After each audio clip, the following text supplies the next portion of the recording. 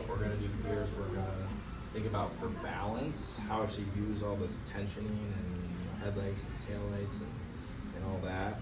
So basically you're just gonna use a wall behind you for a target. You can start off close to the wall where you can feel it. Basically I wanna think about that. My headlights here, always kind of tensioning up and forward. And my tail lights, my lower ribs and my hips, and even my shoulder blades and elbows can be back and down. Hands are accessory headlights too. So if I was like reaching, I could be up here, this and this forward, this, and the shoulder blades and elbows back.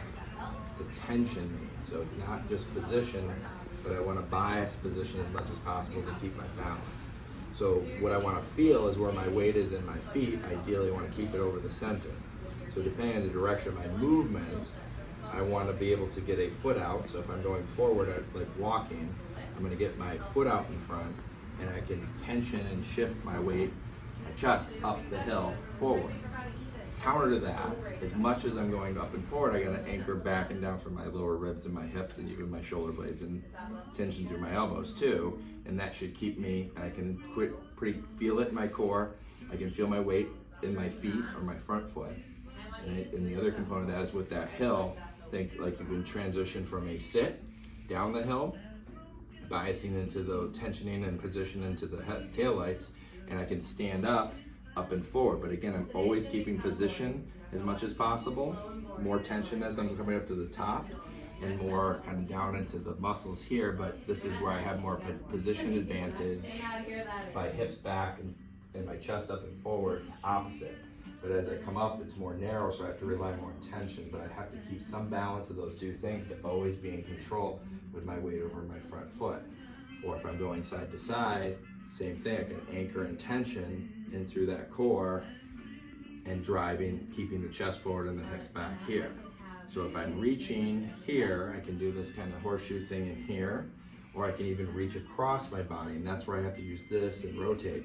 Anchor back, shift lift over my left foot, shift lift, maybe reach or drive both hands. I can control all these things, but as long as I'm managing that tension up and forward, back and down, and rotate rather than lean, we want to try to avoid that leaning, especially side bending, because it will put your weight off balance. So we want to be able to position. So when I walk then, I want to first be aware of anchoring back through those things. Without that tension, if I'm driving up and forward, I can easily topple over forward and fall if I'm reaching here. That tension is keeping me from falling on my face. And I can rotate here, step, shift, lift, rotate here, keep my balance, because I can keep and feel through my core and over my foot as I hold myself tall. No slack to lose control over, and I can control that pretty easily there. So when you walk, you want to just be able to feel that, feel your way through that. And if you don't feel balance or control, use the wall. I can turn and face the wall as well. That way I can use the invisible wall behind me.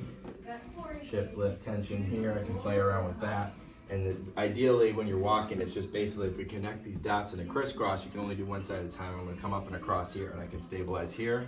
Again, I'm anchoring back, reaching forward. So I could step here. Now, unfortunately, I can't switch back and forth very easily, so I'm just doing one side at a time. Step right foot, reach my left hand, I can stabilize here, up and across, stabilize like that.